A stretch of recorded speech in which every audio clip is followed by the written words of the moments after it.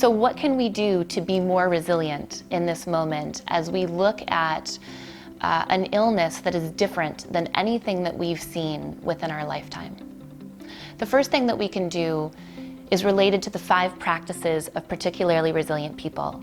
We can embrace our own vulnerability.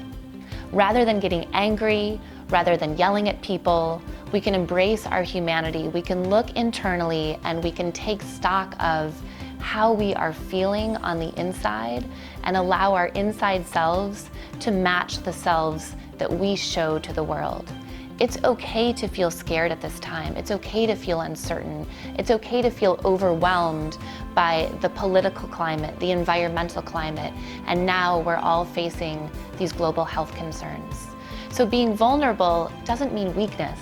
It means talking to the people around you about how you feel so that you can get the resources and the help that you need in these times of change, challenge, and complexity.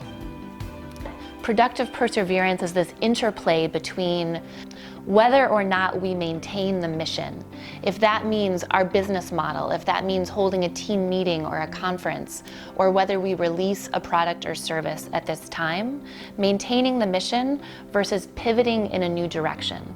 We're all gonna need to think in a new and flexible and more agile way about our business environment for the next couple of months ahead. We all have a sense of fear. Maybe it's a big sense of fear, maybe it's a little sense of fear, but there's a bit of fear inside of all of us.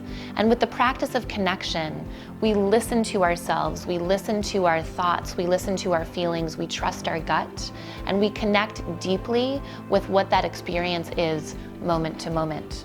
As leaders, what that also means is that we connect deeply to our communities. Because you see, we have this experience of faith and we have an experience of fear. And you can't see faith and you can't see fear. And so what we have the opportunity to do as leaders is to decide which one of those we're going to invest in. Are we going to have faith that we can step forward with the resources, with the power, with the ingenuity at this moment to make our businesses, our communities, our families better, to support people in this time of need when humanity needs us the most? Or will we step back? Will we go into a place of fear? Will we become angry, short, aggressive? Will we other and keep ourselves separate and walled off? Because any time we're faced with fear, there's also an opportunity to be courageous and brave. You see, courage and bravery doesn't exist without the presence of fear. But as we look at the coronavirus globally, this is a single experience, a single virus that is knitting us together in our collective humanity. And we can allow this to bring us together, to make us closer, to allow us to rally together, or we can allow it to fracture us and pull us apart. And so I would invite us to think about our own humanity and how we can stay connected and care for each other in times such as these that are incredibly uncertain. I was walking home from the store the other day and I saw people honking at each other and yelling at each other on the street.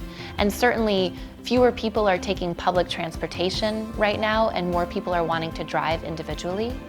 If we can assume that everyone is doing the best that they can, if we can assume positive intent, even if someone treats us in a way that doesn't feel good, even when someone goes to a place that feels low, we can stay high.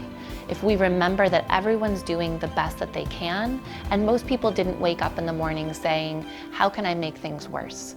We all collectively want to make things better. It's so easy when we feel afraid to want to hide or to want to close the door or to wall ourselves off, whether that's physically or emotionally. But as leaders, people need to hear from us. Our employees need to hear from us. Our children need to hear from us. Our communities need to hear from us. And what that means is we need to get out from behind our desks, from behind the doors of our offices, and from behind the doors of our homes, and to be present for our community, for our employees, for our people, and give them a sense of reassurance. Whether we're able to connect with people's experience or not, we share as humans the common ability to be empathetic with one another. And if we can imagine, if we can put ourselves in the shoes of people, of vulnerable populations who are older adults, people who are immunocompromised, this is incredibly scary for a number of people and a number of people's loved ones.